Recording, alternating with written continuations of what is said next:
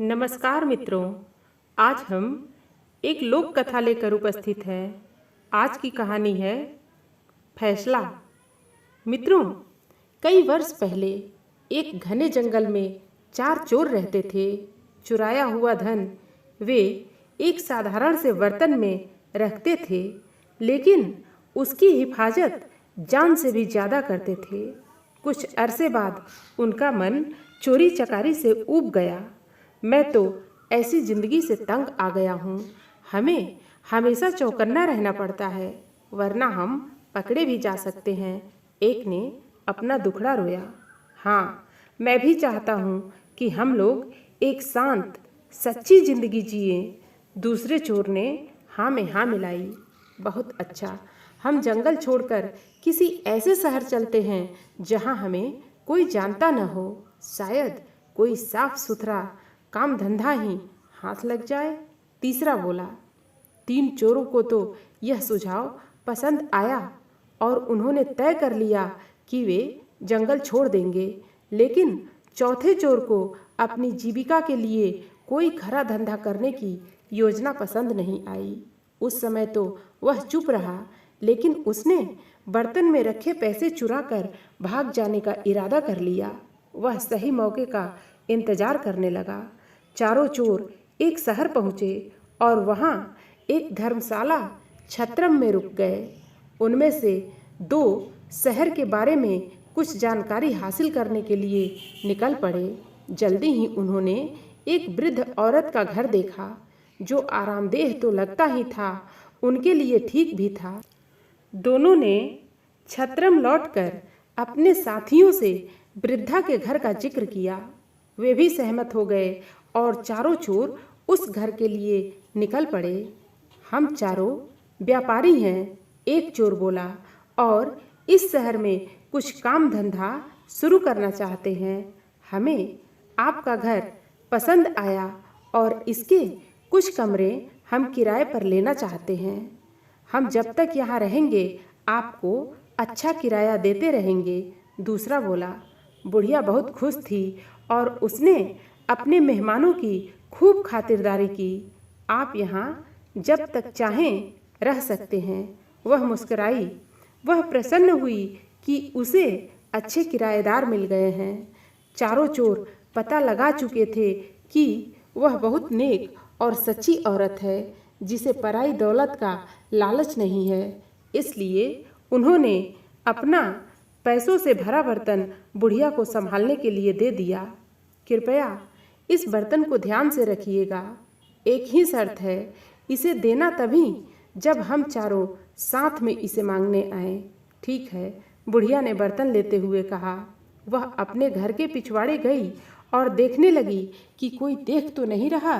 जब उसे तसल्ली हो गई तो उसने जमीन खोदकर उसमें बर्तन डाला और उसे वापस मिट्टी से ढक दिया। चारों चोर कुछ काम धंधे की तलाश में शहर चले गए। जल्दी ही वे काफी थक गए और बुढ़िया के घर से कुछ ही दूरी पर खड़े बट वृक्ष के नीचे बैठकर सुस्ताने लगे। तभी एक औरत लस्सी बेचती हुई वहां से निकली। चोरों ने थोड़ी लस्सी खरीदने का निश्चय किया। लस्सी बहुत स्वादिष्ट थी।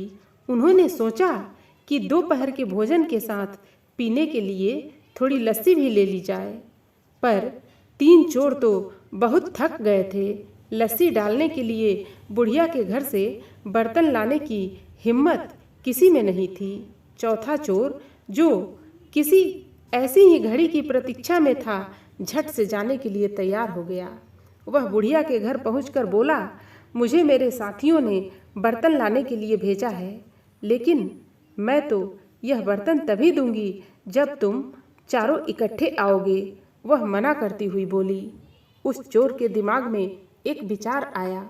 मेरे साथी यहाँ से कुछ ही दूर केले के पेड़ तले बैठे हैं, आप ही खुद पूछ लें। उसने राय दी। बुढ़िया घर से बाहर निकली। उसने तीनों को पेड़ के नीचे बैठे हुए देखा। क्या आपने अपने दोस्त को बर्तन लाने भेजा है? वह चिल्लाई। जी, कृपया उसे दे दीजिए, तीनों चोरों ने जवाब दिया। बुढ़िया ने सोचा कि उन्हें अपना बर्तन किसी कार्य हेतु चाहिए होगा जो उन्होंने अपना विश्वसनीय साथी भेजा है। उस चोर को फावड़ा देती हुई वह बोली कि पिछवाड़े से खोदकर बर्तन निकाल ले। इतना कहकर वह अपने कामों में उलझ गई। चोर ने बर्तन निकाला और चुपके से पिछले दरवाजे भाग खड़ा हुआ।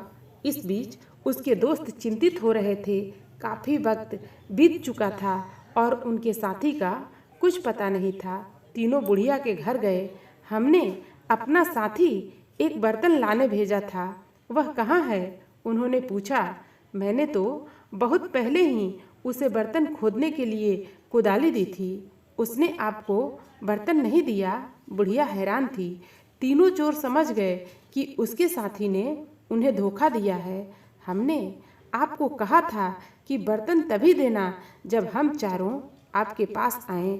आपने हमारी बात नहीं मानी।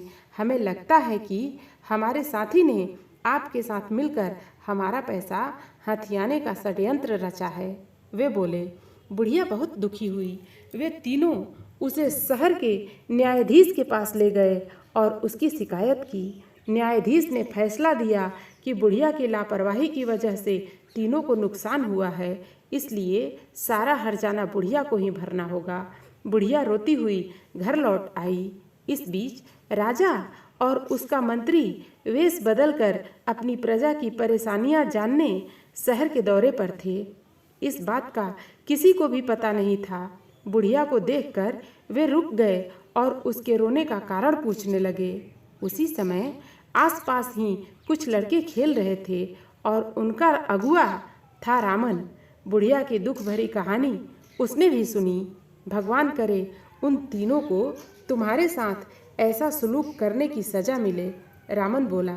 यह सुनकर राजा और उसका मंत्री बहुत हैरान हुए।